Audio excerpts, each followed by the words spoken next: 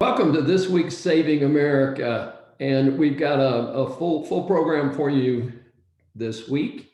And we're going to start with in the news, including the terrorist attack on the Capitol and the sad outcome there, a few other quick news clips, and then the rumor of the week is that the Biden administration is helping out enemies of America and Israel in a violation of American law. So that'll be kind of interesting. And third, we have our Just the Facts segment.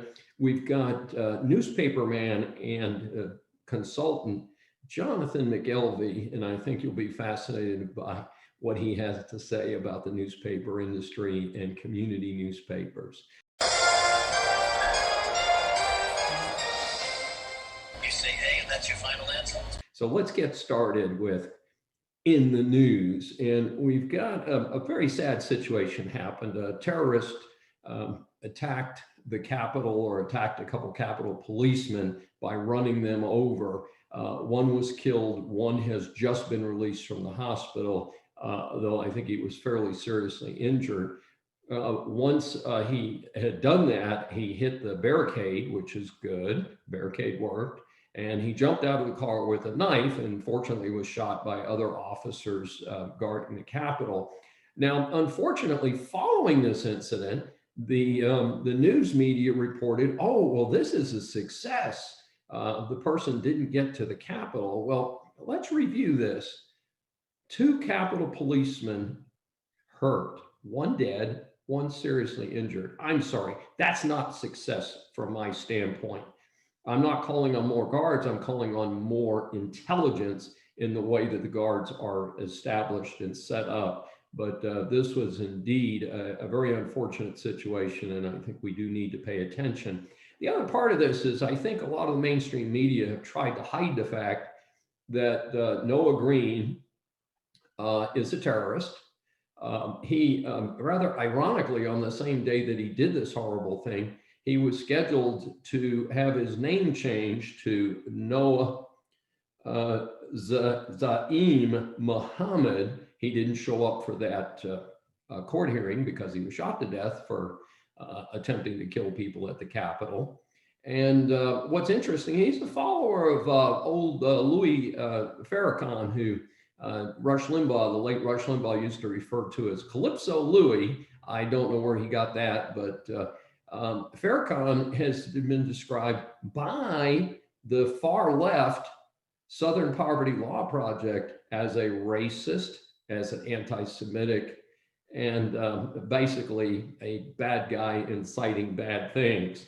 So I'm trying to find out, when will Facebook and Twitter stop Farrakhan for instigating terrorism against the United States? It'll be interesting to see. Let me know when we hear that, okay, folks?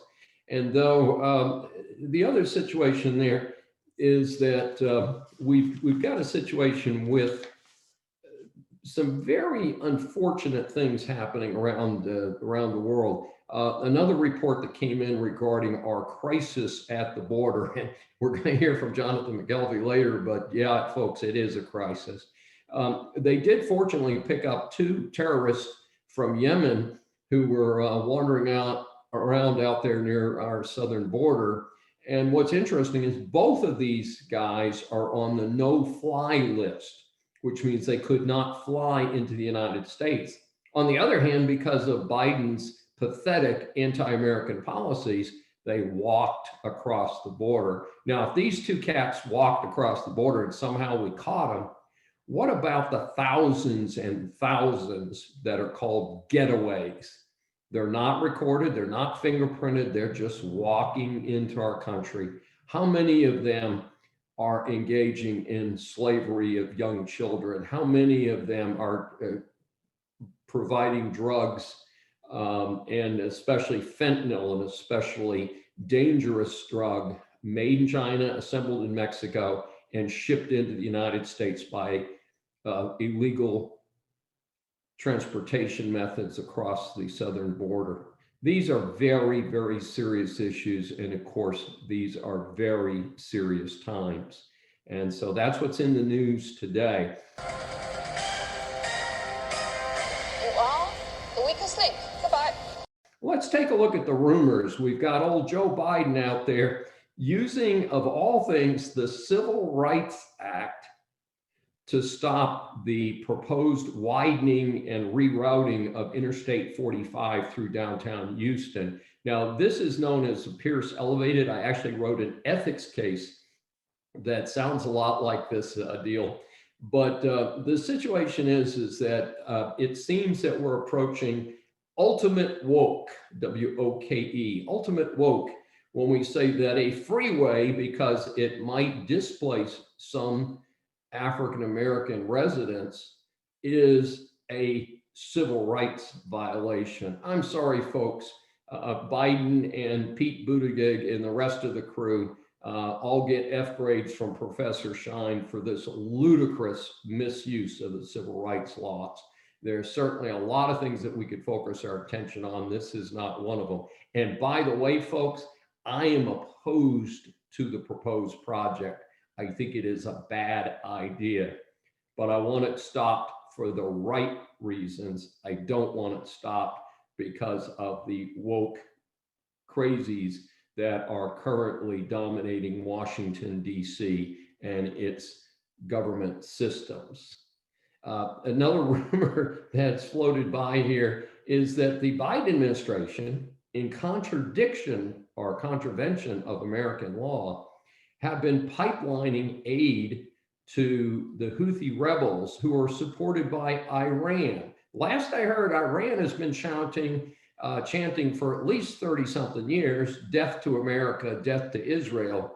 I'm not sure why we want to support anybody or anything that is under the protection or the encouragement of Iran. But this is money being given to the Houthi rebels. They've been taken off the terrorist watch list. A very bad idea, as bad as opening up the southern border to drug dealers, criminals, and terrorists, as they have done. And then they are also ramping up financial aid to the Palestinians. They publicly announced they were going to give away $15 million of your hard-earned tax dollars. The truth is that they have added another $75 million in quiet the next day. Now, let's run this by. The Palestinians supposedly are the poster children for all of the Middle East. As far as I know, UAE, Saudi Arabia, and other countries that are rich in oil have plenty of money. And I'm not sure why they're not taking care of the Palestinians. It sounds like they could put them all up in $400 a night hotel rooms like the Biden administration is doing at our southern border. But I don't think that they need our hard-earned tax dollars to attack Israel.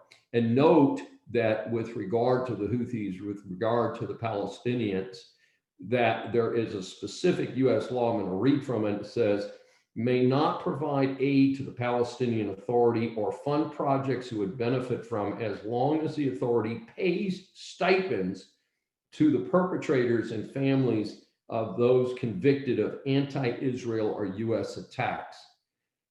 This is bad policy, just as Biden has continued from his short administration to engage in bad anti-American, anti-international American interests. And that is the rumor for this week.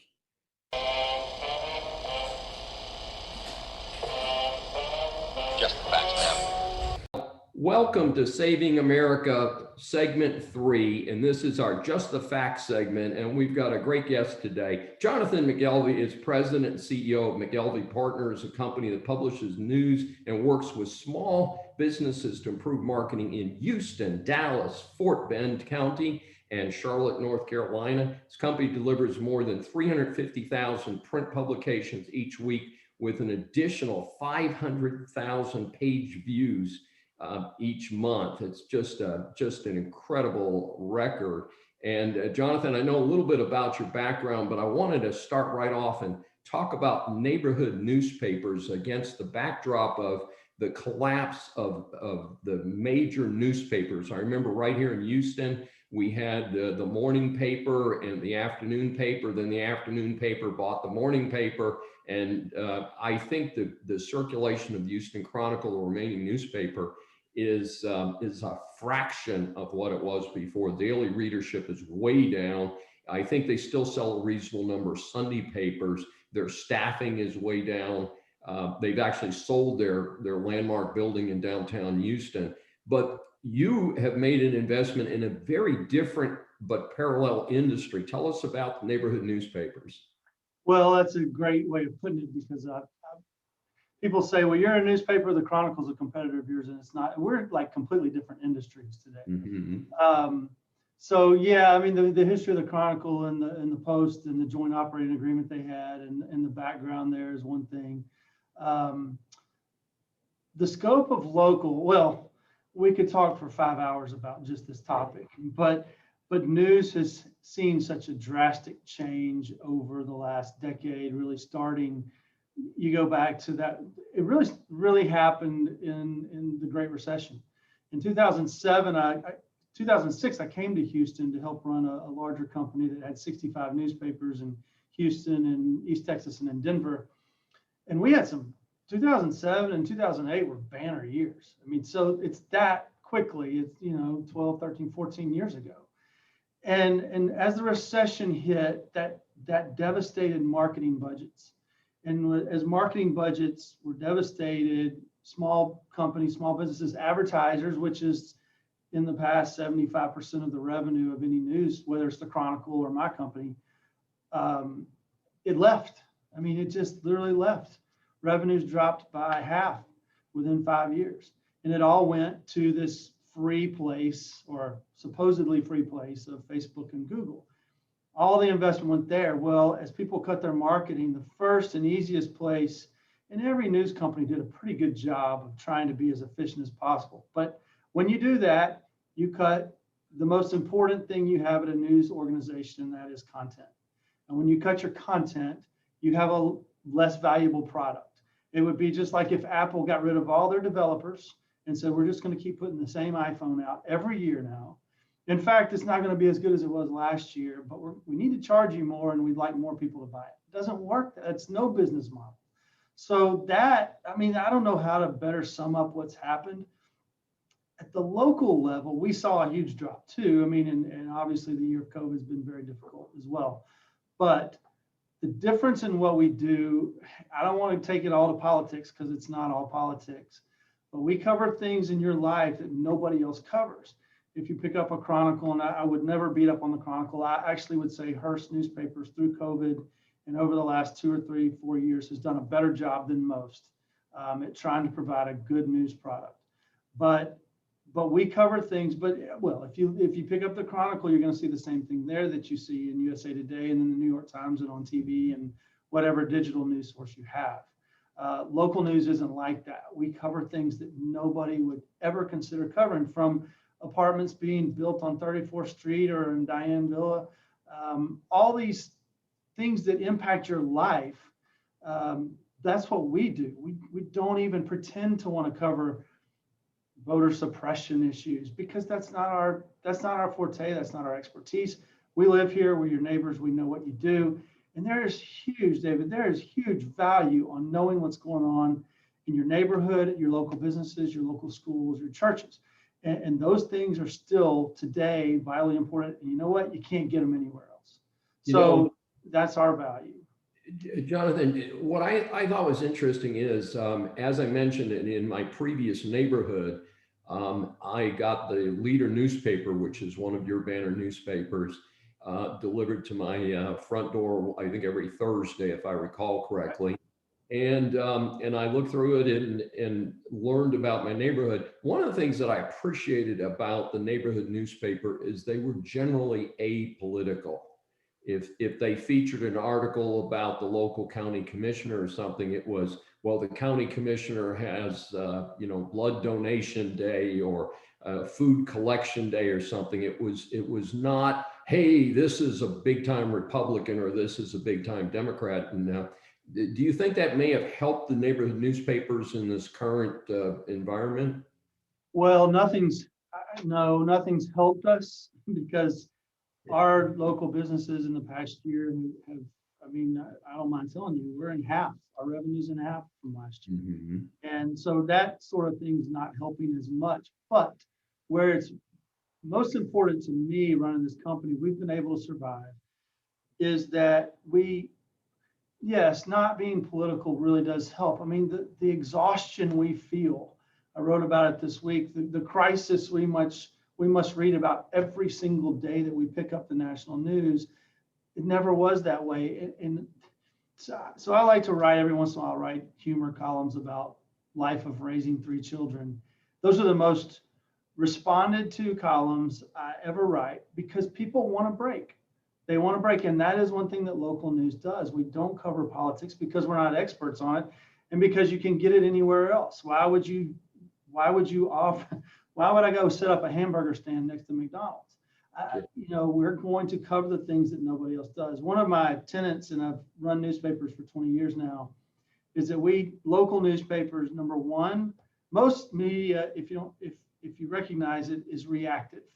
And in our company, in community journalism, we're proactive. We want to be relevant in the lives of our readers. And the way to do that, we have this saying, every newspaper has to do a great job of focusing on people, prisons, and possibilities. We cover the people in our community. The prisons are the hard news, the public safety issues, but the possibilities are the most important thing. How can we help our community become better? And that's the value of local news, is that we're literally partners. The community owns this paper. We don't own it. We just run it for them.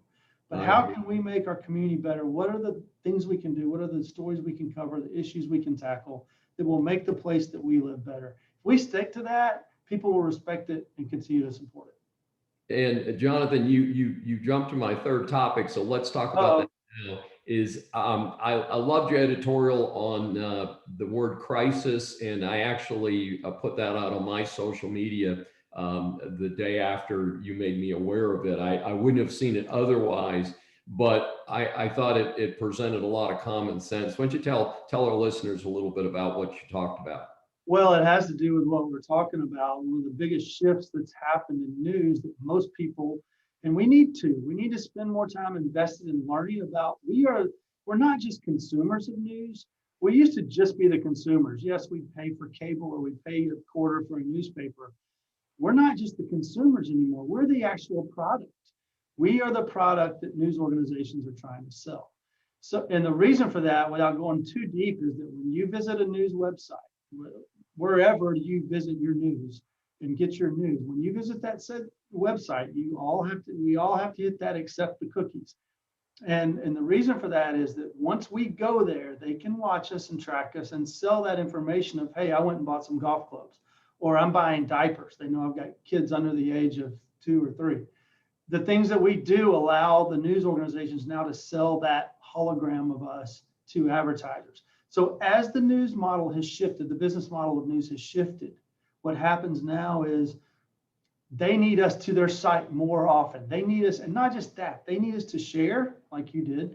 They need us to comment. They need us to like. The more interaction we have with news stories, the more valuable we become to news organizations. So what's the best way to get us to share, to like, to comment, is to incite emotion. And the best way to incite emotion is through fear and anger. That's every psychological study there's ever been done, is that the way to get to emotion is through fear and anger. Well, how do you create fear and anger in readers? It's through a crisis. It literally is through a crisis. And I did all this research on how many times the word crisis is appearing. The Washington Post has almost tripled the number. If you annualize the number of times they use the word crisis on their website today, is almost triple from the average of the past 15 years. That's not coincidence. It's because they need us to feel emotion. They need us to be angry and scared. They need us to come back tomorrow to see if our fears have been alleviated or if we should be more angry. And that is the business model of news. That's why it's not right. That's not what news is supposed to be. So, Jonathan, we're running short on time, but before we go, I wanted you to tell us a little bit about you're kind of pardon the expression, a mini conglomerate, because while you do the neighborhood newspapers and you do quite a bit of that, as I mentioned, you also provide other services. Tell us a little bit about that. Right. So newspapers, and the way I started, 99% of our customers are, as I call them, our clients, are small businesses. And so we've developed different divisions of our company, all based on helping small businesses reach potential customers. And so as we've grown, we bought the Green Sheet almost 3 years ago now. It was gonna be shut down, but we saw a client base of small businesses that need a way to market, that can't afford the $2,500, $3,000 a month you probably should spend on SEO and web development and all that stuff. So we've taken all these clients that we have and we said, how can we help? Our motto for McKelvey Partners, which is the umbrella company now, our motto is that we help good small businesses find more customers. And we don't care how you do that. We have a digital division that helps you build websites, helps you with SEO at the most affordable price we can find, and there aren't many of those left. We do commercial printing work if you need flyers, banners, all that stuff. We work with you, we do direct mail, we do anything because we know the value of small business. And where I've taken our company is to kind of merge my experience of working with thousands of small businesses in my career with my content. I'm a journalist at heart. By trade, I'm trained to be a journalist and also to run businesses. And one of the things I'm trying to do is help better inform small businesses about the news that's out there that impacts them.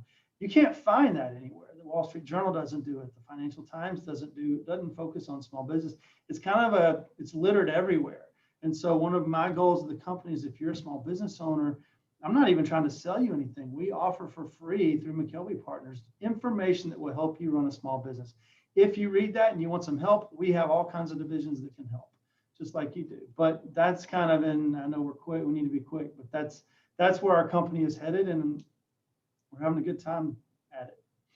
Thank you, Jonathan. Well, it's evident to me with your enthusiasm that you're having a good time, and you are an asset to the community, and we appreciate your time today in our Just the Facts segment on Saving America, and I hope our viewers and listeners will join us again next time.